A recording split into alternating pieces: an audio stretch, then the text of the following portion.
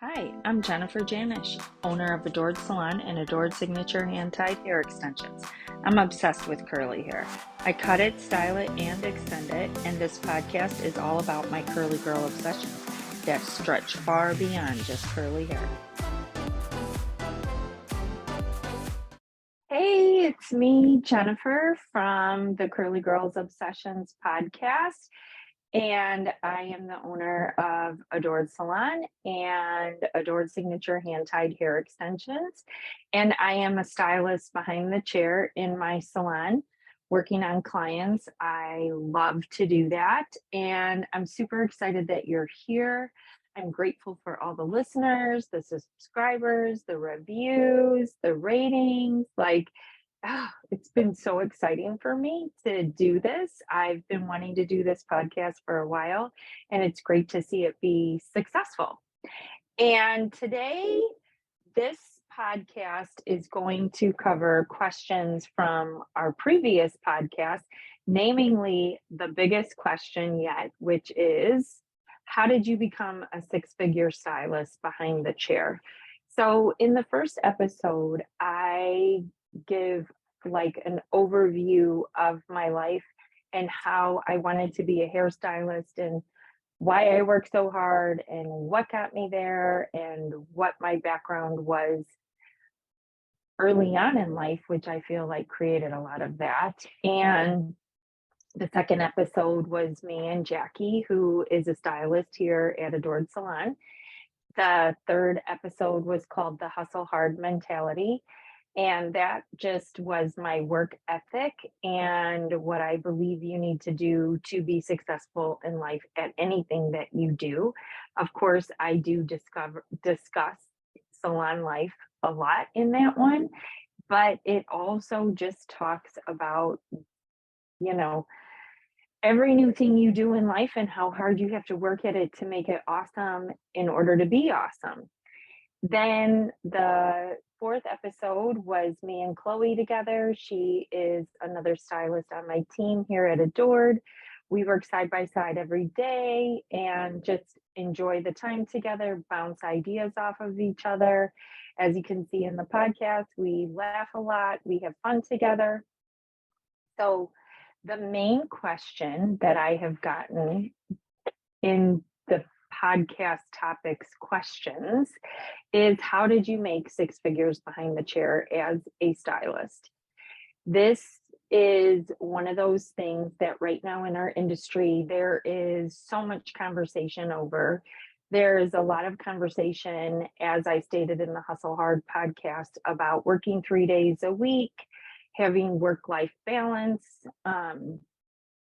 and how I feel that that's kind of it's false to some degree in the ways that it's promoted in some of these classes.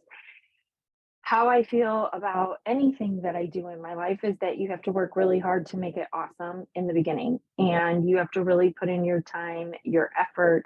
You have to build up your skill in order to become a master at something. This is something that we all know. Like, if you're working out and you're trying to get to a weight goal, or you want your body to look a certain way, we know it doesn't happen overnight. And the same definitely holds true for your career. Your career is like a lifelong thing, and it evolves and changes all the time, but you have to put in the work on the front end in order to make it happen. So when I talked about being a six-figure stylist, I said that I did it 23 years ago when my son, before he was born.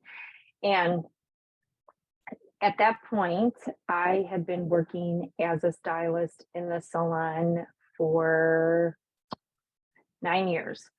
And I also stated in that podcast that I was always in that top tier percentage of stylists within my salon producing a lot of income. They say like 20% of the workers will do 80% of the work. And I said, yeah, I was there, but really I was like in this top 5% or 2%. Always really bringing in the clients and just figuring out ways to work super efficiently to make it happen. At that time, like you double booked and triple booked, which stylists still do today, but it's somewhat frowned upon in our industry. But 9 years ago, when I had been, I wish it was only 9 years ago, when I had been working behind the chair for 9 years, at that time, my haircuts, I want to say, were like $35 a haircut. And I did highlights, root touch ups, and haircuts. I did not do perms. And I also did men's cuts and kids' cuts. I started out my career doing nails so that I could be well rounded and meet as many people as possible, which brings me to point number one. I sold myself really well to clients and future clients. In the salon that I worked at, I would talk to everybody who came into the front door.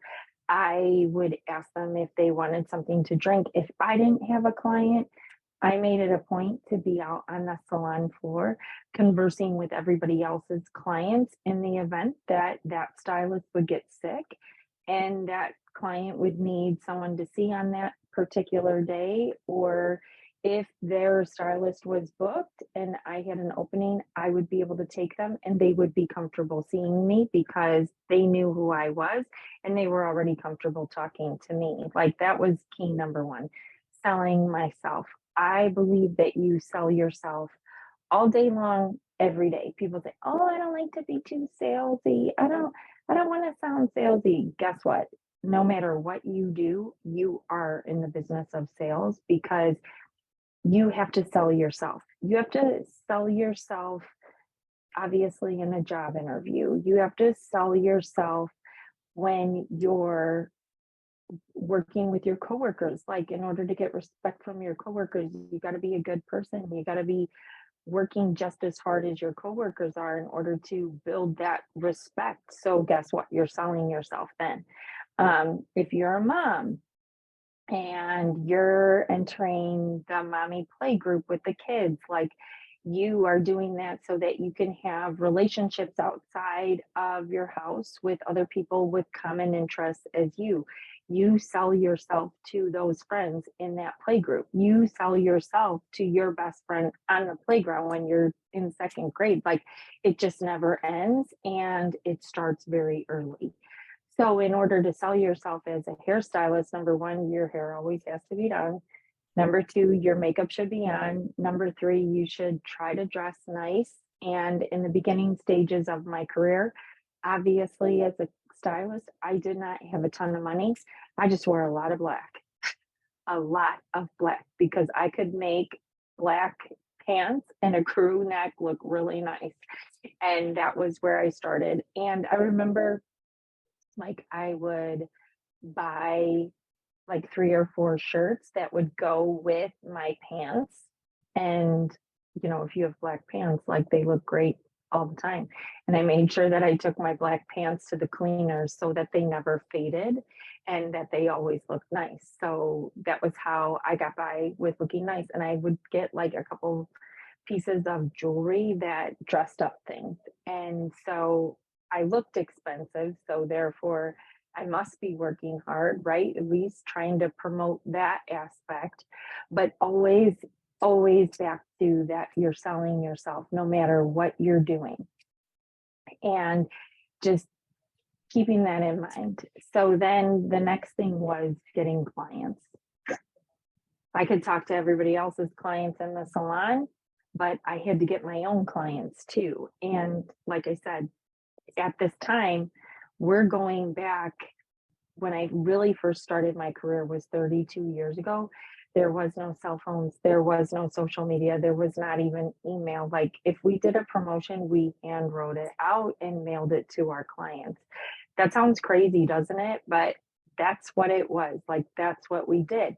So how did I get clients? Well, I talked to everybody about what I did. And because I always dressed nice, no matter where I went, I always was done up. I think that people would stop me because I always had curly hair, and that was always a topic of conversation, and it was totally an easy segue into the fact that I did hair. But you don't have to have curly hair to get stopped in the grocery store. You just have to have nice hair, no matter what it is. If it's vivid colors, curly, straight, fine. Like if you style it, people will compliment you on it. And your response back as a stylist is, oh, thank you. I'm a hairdresser. I'm a hairstylist. Oh, thank you. Yes, I wear extensions in my hair. I'm an extension artist. Like, I just never stop talking about my hair. If people comment on it, it's to the point where my husband will not even go to the grocery store with me because it drives him crazy how long it takes us to get through the grocery store. And I know I've said the grocery store probably now like twice, but like that is a great place to get clients because they live close to you and they see you there. So that's I mean, wherever I went, the grocery store, the mall, anything. I mean, I would get dressed up and go to the mall broke as shit looking for clients because I knew that my hair looked good that day and that I'd get stopped and I'd pass out a couple cards. Like that was literally my reasoning for going to the mall. I didn't spend a dime, but people sure stopped me and they looked at my hair and they loved it. Then came the real stuff. I started getting clients and I was like, okay, they were booked for a haircut or they were booked for a highlight, and I would do their hair for what they came in for. And then I went to this conference. There's this guy in our industry. His name is Michael Cole. He's been around for that long, 32 plus years. And this conference just like resonated with me so much. We got these binders and it looked like an appointment day. At the time, there was no computers. So everything we did, we wrote down in pencil on these really big appointment scheduling paper books that had columns for each hairstylist. And then it had the hours and then it had 15-minute slots that you could write into. And so that was his book, looked like a bunch of appointment books, right? But with one column. So it had the time, the column for the times and so you would say 9 a.m. Sherry, full foil, mark out an hour, right? And then you'd skip a half an hour and then you'd put her half an hour blowout haircut. Okay. So, and when you're a new stylist and you look at your appointment book, there's like lag between your appointments. There's hours in there. Sometimes there's 2 or 3 hours and you have one or two clients in a day, maybe 3, right? But you have those 3 opportunities. Let's just say you have 3 clients, 3 opportunities with open gaps. So the mentality of this conference was to build on the clients that you got by tracking and measuring. So you'd write in the services that you had for the following day, the day before. So you knew what was on your schedule. And then you looked at those clients and you thought about services that might do their hair great, right? Like these clients, they're coming to you for opportunities and solutions. They want you as the professional to tell them what's going to make their hair look good. You could, this is going to sound, well, maybe it doesn't sound crazy, but it's like some of those clients that you have, like they could sit in your chair and you could be like, this shampoo is so amazing. It's gonna make your hair super shiny, but it's gonna be $30 for me to use this shampoo on you, right? And you're thinking to yourself, oh no, right? But like if you're giving them a really good shampoo and you're massaging their head and you're like, it's gonna require me to shampoo your hair 2 more times with it to create all the shine that's behind this treatment. They're like jello in your hands. They're like, just do whatever you want to do. they don't care. So the other part of this tracking and measuring, right, is, so I've always worked in a commission-based salon before I owned my own salon. And what that means typically is that there is a split between the salon and the stylist. A certain percentage goes to the stylist, a certain percentage goes to the salon. Obviously, the salon needs money. It's a business. It needs to pay rent, phone, internet, food, take your pick. There's a ton of expenses when it comes to a hair salon. And then the stylist gets the other percentage to, make their living with. And that also gets to discuss about the whole timing behind, or not the timing, sorry, my alarm was going off. Not timing, but 6 figures behind the chair, making 6 figures behind the chair. As a stylist, you could bring in 6 figures service dollars. You can do service dollars that total $100,000, and it's split between the salon and you, right? Or we can be discussing the fact that you're taking home 6 figures as a stylist. That's what I'm talking about here, taking home 6 figures as a stylist. That's what I did. And I think a lot of it was spurred on by my beauty school teacher, who told us, I'll never forget this. She was like, yep, you'll be lucky if you make $250 a week. This is a career that you do because you love it and you have passion behind it, but not because you're going to make a lot of money. And I was like, from that, excuse me, like, I like nice things. I want a new car. I want a new purse. I want nice shoes. I want nice clothes. I'm sick of wearing black, for God's sake. I need to have some color in this wardrobe, and that's going to take money. That's why we all work, right? Like, we all work and go to school and better ourselves to make a better living. That's how the world goes around. Like, we don't just do this for our health. And if we did just do it for our health, we'd still need money to pay for our health, good eating, doctor's visits, working out, whatever it is, take your pick. But money is what makes the world go round. And that's why this topic is about how I made 6 figures behind the chair as a stylist. So we were talking about the fact of these numbers and how you would track them and measure, right? So you get your clients, you have those columns, you have those 3 columns, the night before that Sherry's supposed to be down for, let's just say, a root touch up and a haircut. And then you have Sally for a haircut. And then you have, let's just call her Grace. Then you have Grace for an all over color and a haircut. So this too is obviously before I did hair extensions. So I would look at those days and I would be like, going back to $30 shampoo, right? I would be like, every single one of those people could use a conditioning treatment. A conditioning treatment at that time was $15, I want to say. And remember, we're talking 32 years ago. And so it was $15. And I was like, okay, every single one of them, they're going to get a conditioning treatment, because we live in the Midwest. In the summer, you deal with the hot sun. In the winter, you deal with the dry air. Like, everybody's hair needs conditioning, right? So 15 times 3 was 45.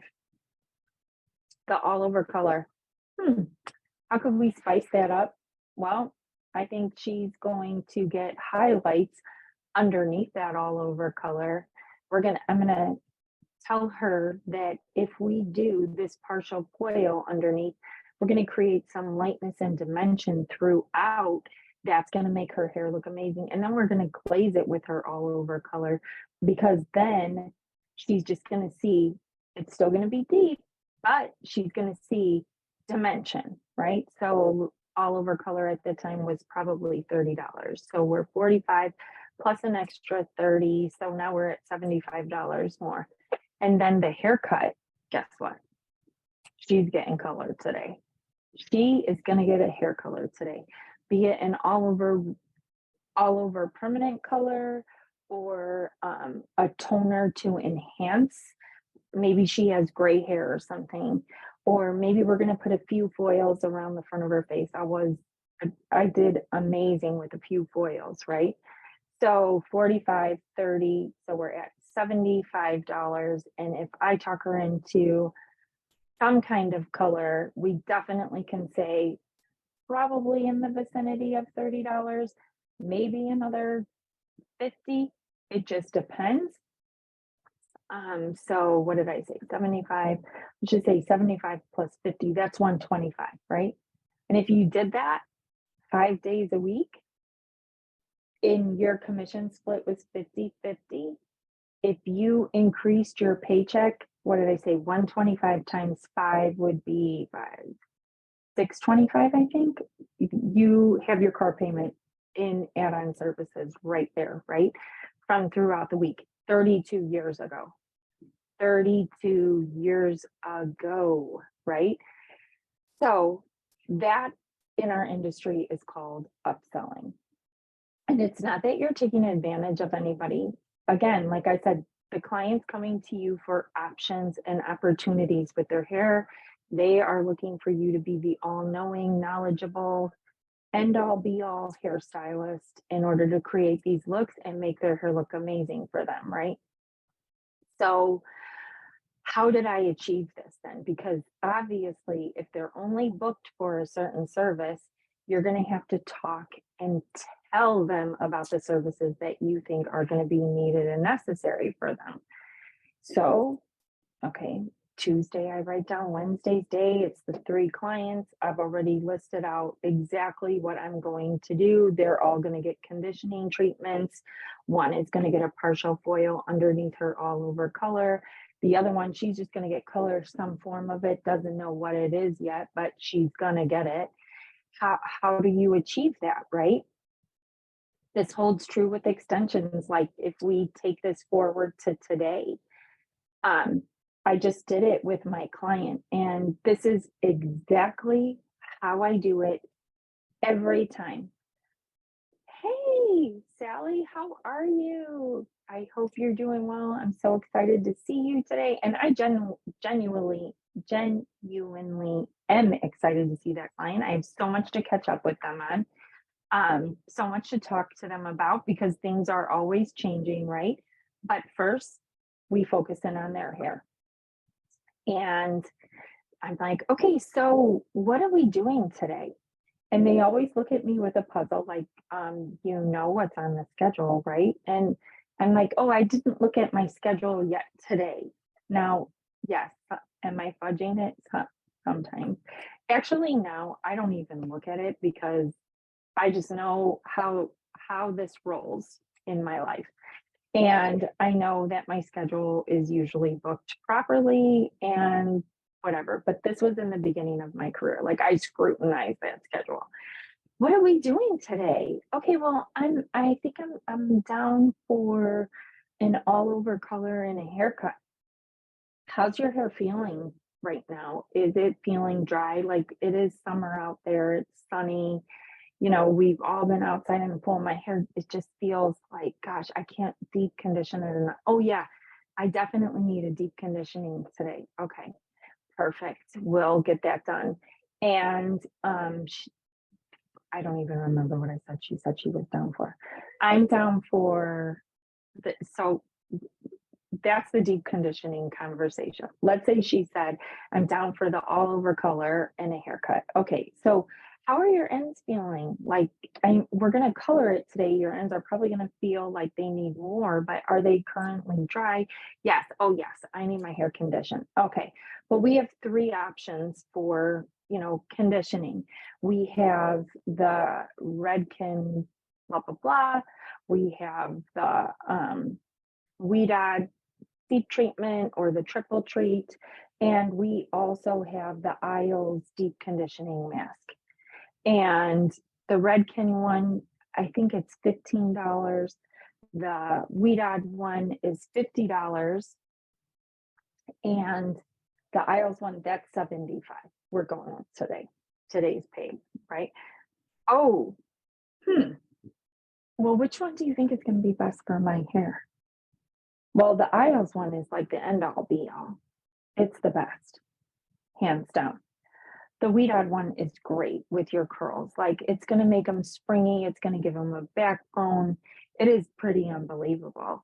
And the Redken one, well, it's just going to be like the icing on the cupcake today. It's going to make your hair feel great today. It's going to give it some added shine. But the ones with the lasting benefits are definitely the Weed Out one and for sure the Isles one. Okay, so I give them 3 opportunities for the conditioning treatment. Typically, they either err in the middle or the high side. They don't care about the one that's just going to do them something for today. They want to see lasting results. And with your color, like you said, you're an all over color, but does it feel flat? Like, should we add some dimension in there? Should we have some lightness? Like, I'm thinking of this technique that I just saw. I learned it in a class. It was awesome. Like, you go in underneath. So, first, I would throw in a few foils to create some lightness that's going to make your light and dark show more, right? But we're still going to cover it with an all over color that's dark so that it's still rich, but you're just going to see pops of dimension and it's going to make your curls pop out when we style it. Like it's just going to look so good. Oh, yeah, definitely need that. Okay. And so then take your client over and you've given them again multiple options for them to choose from and they usually 9 times out of 10 will choose mid to high. So I do like to come up with 3 things per service, right? Like I like to give them options for everything because you never know what someone's going to choose. If you just leave it with what is on your appointment book, that's all you're going to get. You're just going to get that day. You're going to get what's handed out to you for that day that was on your book. I'm the kind of person like I like to take that, look at it, challenge myself, and be like, I can really manipulate some things here. Even when I'm booked solid, which is now, like, and was at the end, before I had my son, there was no wiggle room in my appointment book, but I still would challenge myself to figure out a way to create add-on services to make more money to increase my bottom line. And it was like it became this challenge and it would get me super excited. So then what I started having to do was learn how to place foils in order to give the biggest bang in the shortest amount of time. I had to figure out how to maneuver my clients around so that those deep conditioning treatments didn't back me up later on down the line with those clients. Like I was, and honestly, I loved that juggling and I still do. It just like I thrived on it. Like, okay, you're over here and you're over there, and oh, don't forget about her over there underneath the hair dryer. Like I could make it all run smoothly. So easy. It was like second nature to me. And then once I started doing that and getting that down, I started setting goals for myself. And that was even better than trying to maneuver the clients because nothing is greater than setting a goal and knocking it out of the park. And in the beginning, I would set my dollar amount goals low because I was afraid I wasn't going to hit them. And then the end of the day would come and I'd be like, oh my God, I thought I was only going to do $50 more in add-on services. I did $300 more. Like even the salon owners and my bosses at the time, whenever I would do this, would just be amazed at how much I could produce in a short amount of time. And it was because I thrived off of it. Again, that beauty school teacher's words were in the back of my mind, driving me crazy every time. And I was like, that is just not how it's going to be. So the setting goals became a number dollars, a number game for me. And it was to increase the amount of dollars that they spent with me in order to achieve those goals, all the while doing things that they would benefit from and that they loved. Nobody ever left that salon and was like, I overpaid for this service. And that was because they always got 120% of me behind that chair with them. I made their hair look amazing. I did it efficiently. And in a short amount of time, I was really good at manipulating the schedule and finding shortcuts. And nobody ever felt set aside or not taken care of to the fullest. I always made sure customer service was 100%. Also, remember, 32 years ago, and even when I had been doing hair for 9 years, so that was 24 years ago, we did not have assistants running around helping us with our every move. Like, it was on you. You had to take care of all of this. And there again, like, I did it and I thrived doing it. I loved it. So when you figure out that tracking and measuring something makes things grow, because you're thinking about it really heavily when you set those goals the night before of what you're going to do the next day, then you go home and then you add it all up and you're like, wow, I just did this. I 100% just killed it. These clients, I did not settle for what was on the books. I did not settle for what was just given to me that day. I worked a little bit harder and I achieved so much more. So, tracking and measuring, upselling, and setting goals, it just grows. It becomes that whole, like, it becomes an obsession. Let's be real. We're going to call it anything. Let's call it an obsession, because it just, your soul just feeds on it, right? Like, that's this profession. You have to build a clientele in order to make money. That's why you are in the hair industry, because you love doing hair, but you're also here to make a better living for yourself and build a great profession career with great skills. And this is exactly how you do it. So when you talk with your client, you give them three options. If you can, right? Ask them, what are we doing with your hair today? Let them respond to you. Don't say, oh, I have you on the appointment book for a full foil and a haircut, or, oh, we're doing great example that just happened today. So I do hair extensions, I do highlights, I do curly haircuts. That's my thing, right? Curly hair, hair extensions, and hair color. I still do clients that have straight hair and get hair color, because I've been doing this for so long that I have so many clients that want to see me, and I can't just tell them all that, no, I'm not doing your hair because it's straight. I just can't do it. So today I started doing my client's hair, and she has straight hair. So we're sitting there, we're consulting. I consult with everybody. So what is it that we're doing today? She's like, oh, I think I'm in for a partial foil. And I don't know, what do you think? And I'm like, I think I really want to put a row of hair extensions in your hair, because your hair just looks like it's gotten a little bit broken off from the summer sun.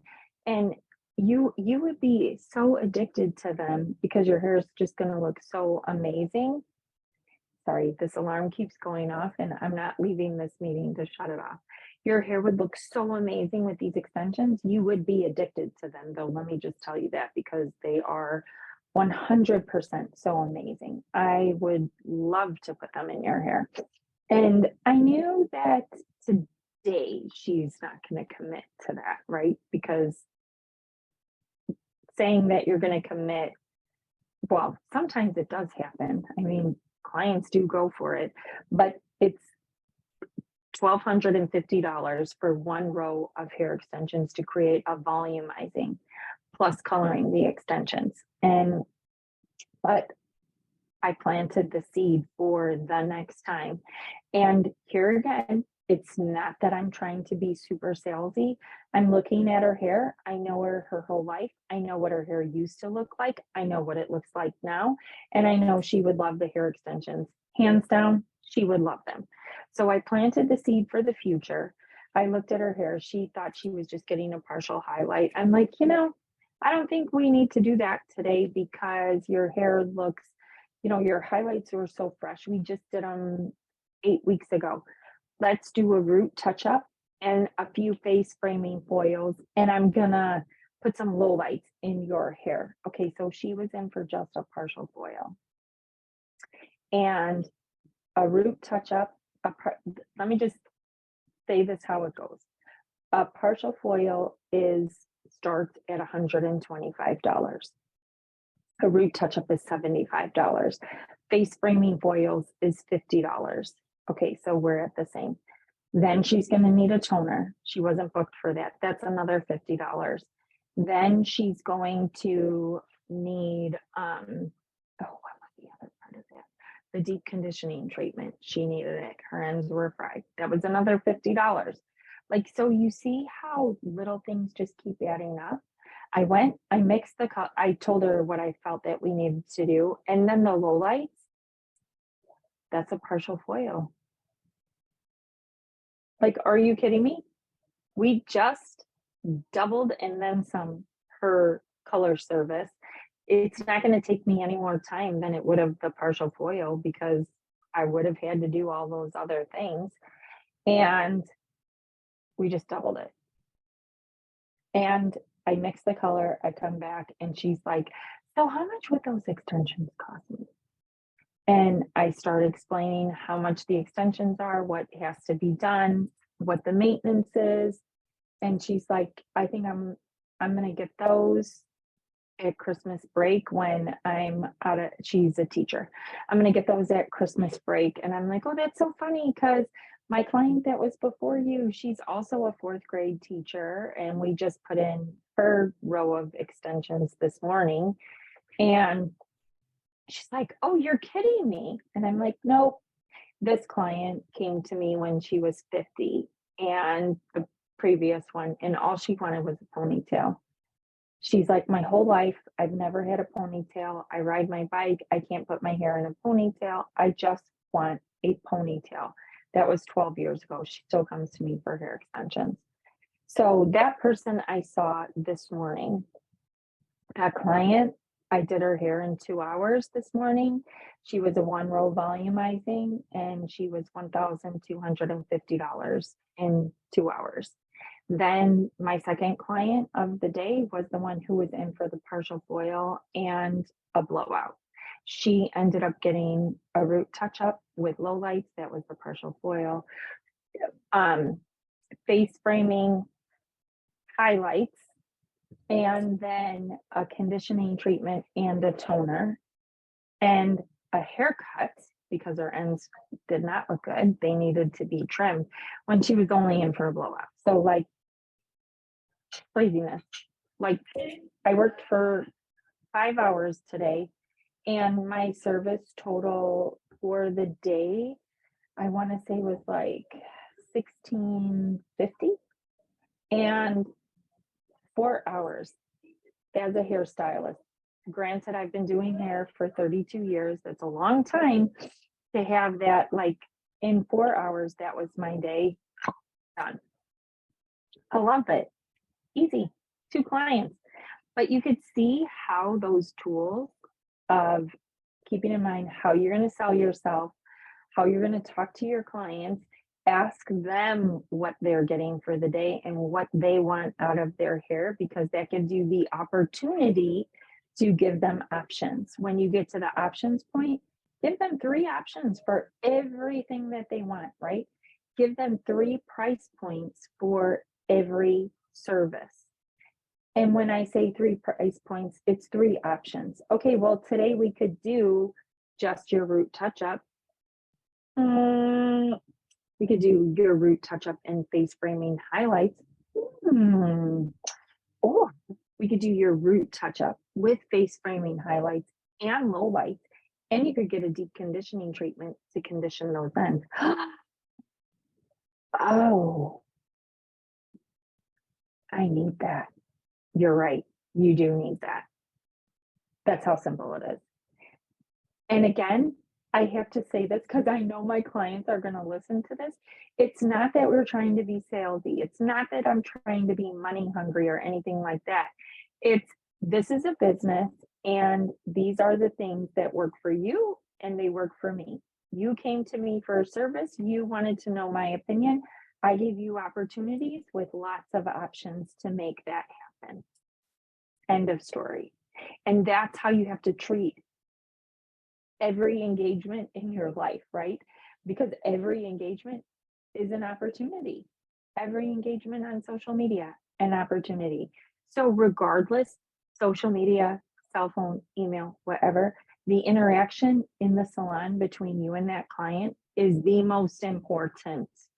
And I guess I would say if you're DMing back and forth on social media, super important.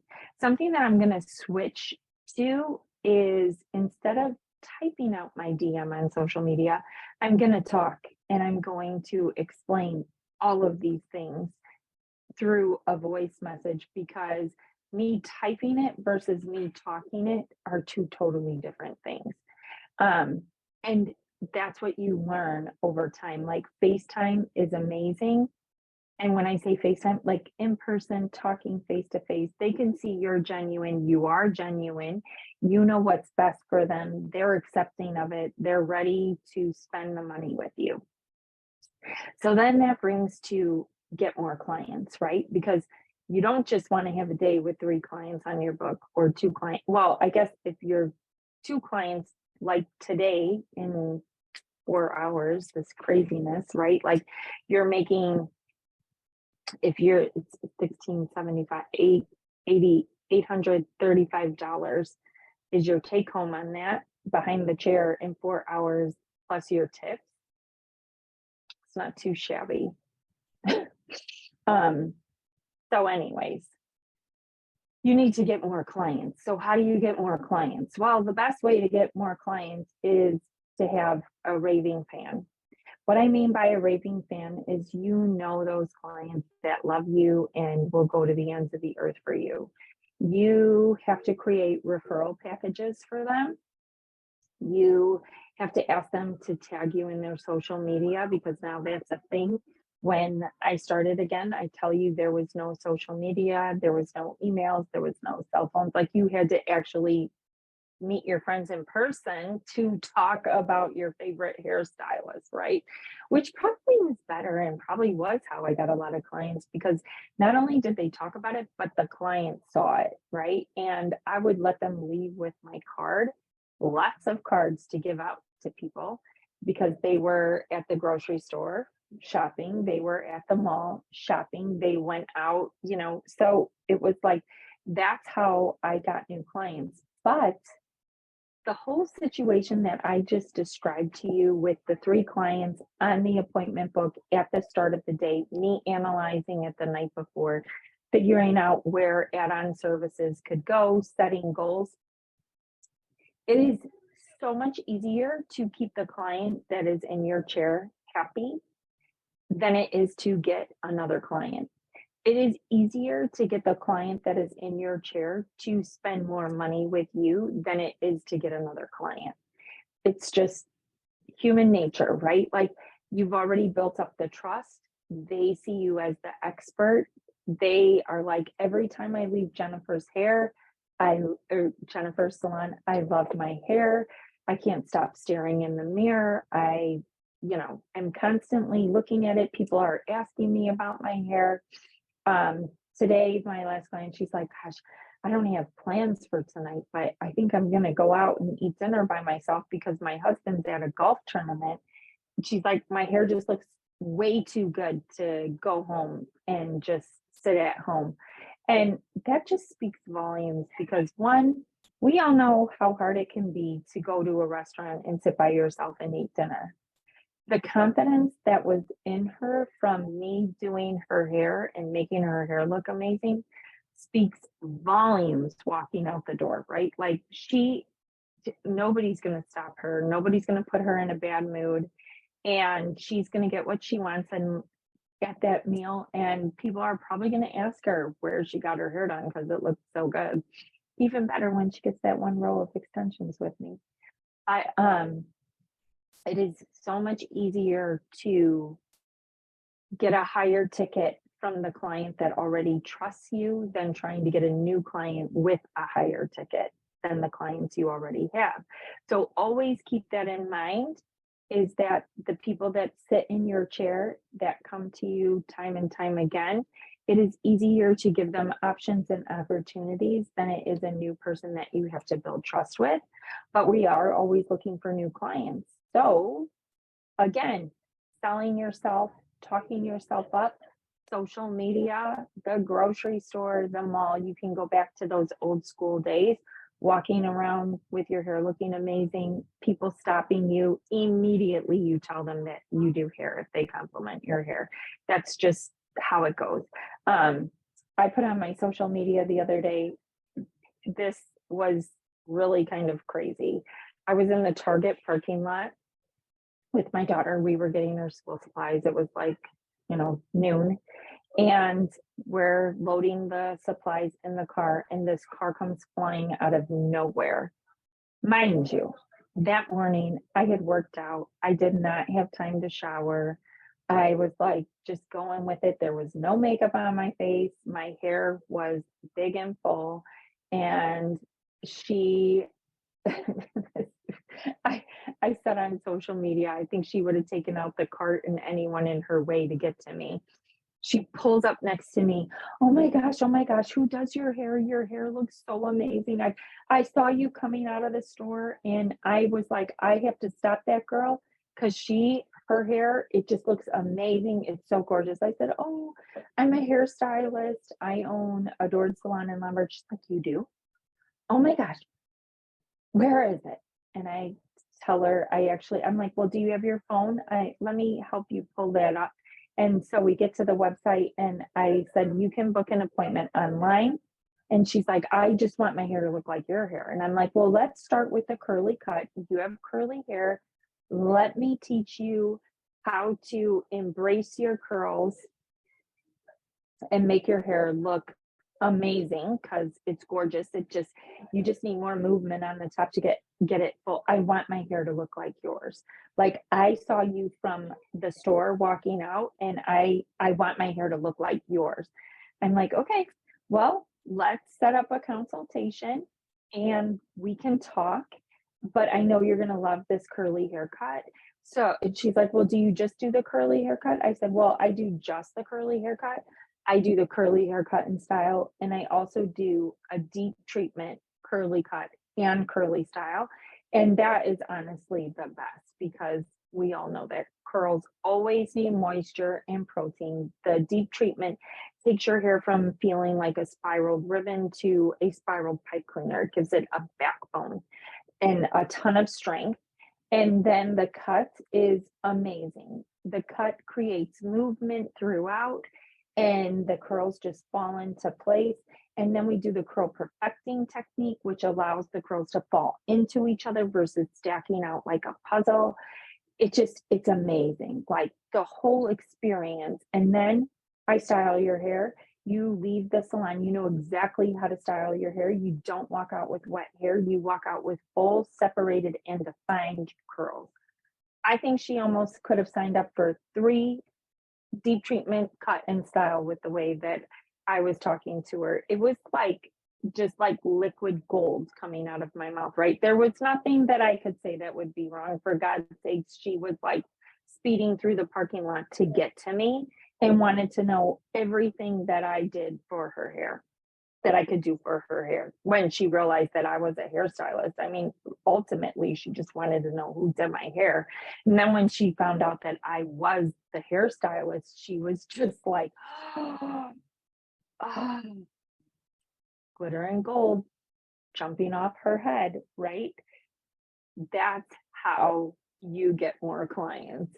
You have to look the part, you have to be the part, and you have to just be willing to sell yourself and talk about everything that you do that is amazing.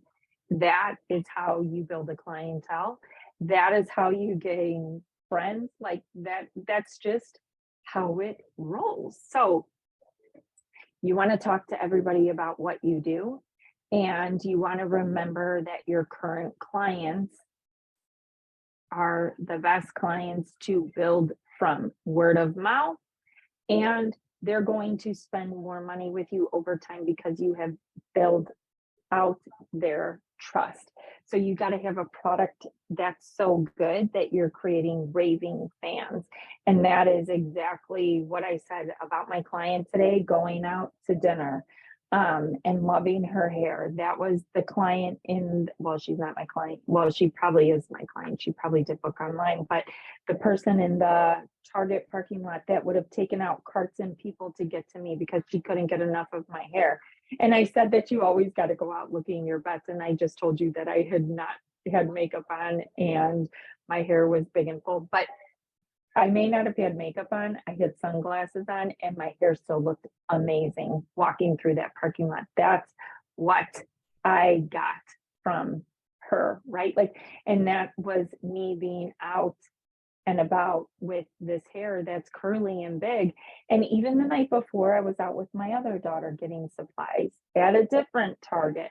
And there was these Sprint salesmen, not Sprint, AT&T, like they were selling cell phone stuff, right? And my daughter's like, oh God, Mom, they're going to talk to us. They're going to talk to us. We're just walking up past them. Oh God, they're going to talk to us. I'm like, so we're talking, and he says within his first 3 sentences, Miss, I just have to tell you, your hair, it's freaking amazing. It is amazing.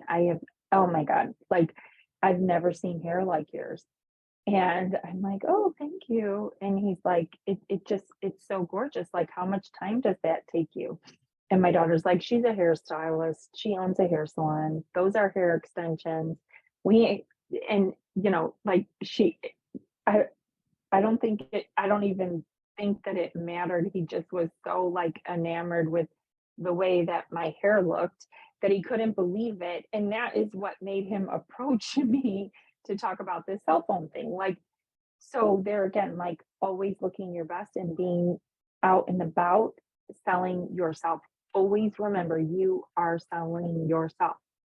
So that is how I built a 6-figure business behind the chair.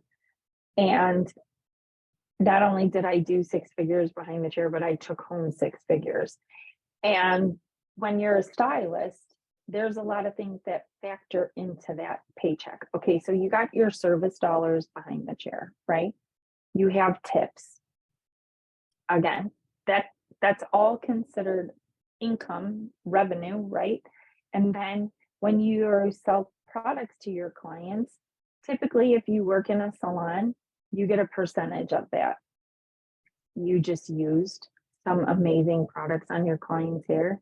Now you need to tell them about it. They want to know about it. They want to purchase these things because they want their hair to look as amazing as it looks walking out of your salon like you did it. How are they going to reproduce that? They need the products and the tools to recreate the look.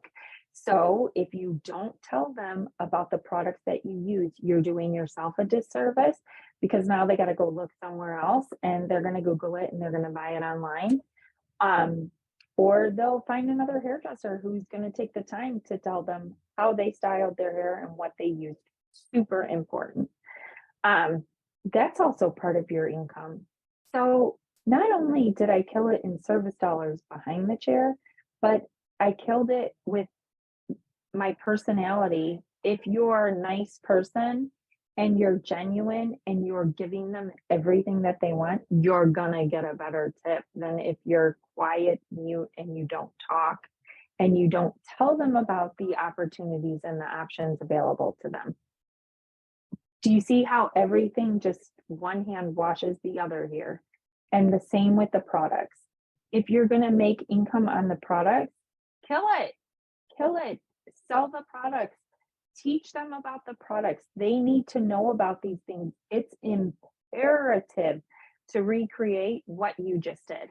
If they can recreate what you just did, then they also tell their friends about it and you create more raving fans. That's how it all works. Like it's a system. And so once you figure out all of that, it all becomes so much easier. This honestly should probably have been a masterclass and not just a podcast because I have taught you every way possible to make money behind the chair as a stylist, how to build a business. And honestly, it goes beyond styling hair. That is the truth for any business that you are building is you have to sell yourself. You have to increase every ticket. You have to figure out how to do it in a timely manner, and it has to be efficient in order for it to be profitable. That's that. Like, and you have to be nice. The nicer you are, the better the customer service, the more likely you're going to have a return client that trusts you and wants to spend money with you again. And that's it. And in the hair world, we always say you want to get them back in your chair, and you have to, now that you have created all these opportunities and options, you have to lay out like their hair forecast for the next 3 months or 6 months or whatever that looks like. So today on my client, the last time she got what we call Adored Signature full, the full Adored Signature color. And it's everything. Like when I say unicorns and glitter jumping off the head, it's that times 10, right? So this time she thought she needed a partial foil. She did not book that appointment before she left. So that's why it was kind of up for grabs. And still, like, even when they do that, you aren't obligated to stick to that. You can change it up. So today she's like, okay, well, now from now until Christmas, how am I booking these appointments? Today we did a root touch-up, low lights, face framing, highlights, right?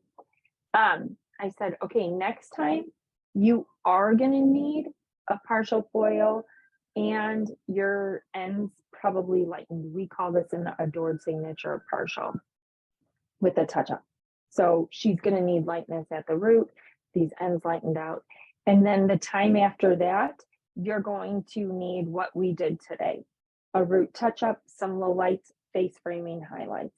And then at Christmas, when she's going to book those extensions, you're going to need the Adored Signature full with your 1 row of hair extensions. Boom.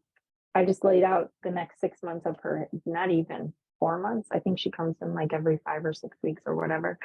I just laid it all out, and that's a lot of money from now till then on one client. So you also want to increase the number of visits that they see you. Once you have a service like hair extensions, or if your clientele has gray hair, they're for life. Like they are never going to be without you. They don't want to see their gray hair. They don't want to lose their hair extensions. You're tying them into you very tightly. And that comes with perks and the downside too, right? Like if really there is no downside, but you're drawing your clients in and they're seeing you more. They are 100% buying everything that you're selling. They are open to your options and opportunities like nobody's business. They are going to talk more about you to get you more clients. Like the sky's the limit, right? And even like I said with that client that I laid it out, every time I probably will tweak her appointment somewhat so that she gets something a little bit different and she experiences something else within the salon that she can have as an option for the future. And when you fine tune and niche down in your career, like I do curly hair and I do hair extensions, that was just another avenue for me to specialize in. So every hairstylist cuts and colors hair, right? Every single one, pretty much, right? And so when you start doing a niched service, like curly hair or like hair extensions, now you've elevated your skills and you're charging more. You're charging more, you're charging more. So when I first started, obviously I wasn't making six figures behind the chair from day one. I will tell you that it took me 3 years to move out of my parents' house and be fully self-sufficient with rent, a car payment. I had a really nice car then. I was 20. I had a Camaro Z28 convertible, all black, leather interior. It was so freaking amazing. I loved it. But guess what? At that time, there was no health insurance on your parents. So I had rent to pay, I had a car payment, I had car insurance, and I had to pay my own health insurance because you weren't on your parents' health insurance till you were 26, like you are now. And then of course, I had to have food, right? But I also had an amazing wardrobe and a purse collection and shoe collection for anybody to die for. And I saved my money. Then when I had my son, I cut down my hours and I still maintained a very lucrative career working 20 hours a week because I knew how to manipulate the system to make it work for me. Then I had more children and my career kind of took a little like backstage to my personal life as a mom with four children. That's just what happens. But then with my after I had my fourth, I had went to a salon and that's where I specialized in curly hair. And when I started doing that, I started there 1 year and I did $50,000 in revenue behind the chair. And that I did do working 2.5 days a week. And I was like, okay, next year I'm going to double this. And that's when I added in hair extensions. And the second year that I worked there, I did $112 behind the chair, working 3-ish days every other week, 2.5 and 3 days. And then I decided to open up my own salon and only specialized in the curly hair and hair extensions. Of course, I still did color, but like that was the specialty within the salon. And then the sky just became the limit, right? Like, and again, I still pay myself like a commission stylist within my salon. I don't just draw out money whenever, and I do this so that I can tell what my numbers are, profit and loss, because I told you I'm a numbers junkie, regardless if it's on my schedule or if it's in reports in my QuickBooks. Like I want to see the numbers, I want to analyze them, and that's how I do it. So that's how I pay myself as a commission stylist within my salon. And then when there's the availability, I can take a draw on the profit. So that's just how it worked for me. And it's continuing to work. And this career is no joke. If your child tells you that they want to be a hairstylist, by all means, let them be one because they will produce if they are in the right hands and if they have the right training. What they can do is endless. The sky is the limit. And a commission salon does not block that. A suite may be the way that they go. Like there's so many different options. And at the end of the day, it all equals to being able to put your foot, one foot in front of the other every day. Look your best, feel your best, do your best always. And that's how you succeed. Thank you for listening today to the Curly Girls podcast. I hope that this topic was interesting to you. If you found it interesting, please give us a rating, write a review. Don't forget to hit subscribe, send it to your friend. You can share it. And I'm so grateful for all the listeners. Keep the comments coming. Send us in your topic requests. We would love to know what they are. And next week, listen up for me and Alyssa. See you soon.